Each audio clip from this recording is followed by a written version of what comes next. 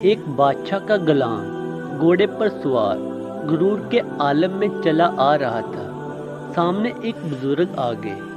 انہوں نے اس مغرور غلام سے کہا، یہ اکڑ کھانی تو اچھی نہیں۔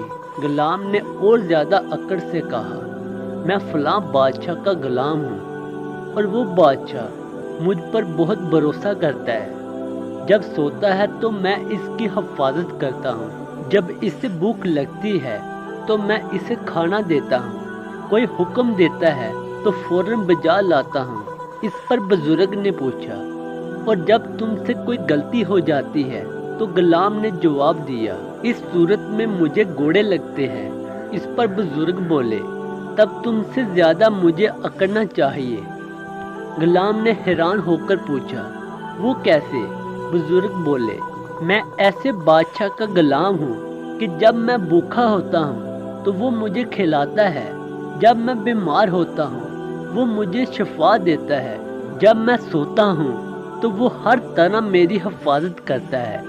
جب مجھ سے غلطی ہو جائے اور میں اس سے معافی مانگ لوں تو بغیر کوئی سزا دیے اپنی رحمت و مہربانی سے مجھے بخش دیتا ہے۔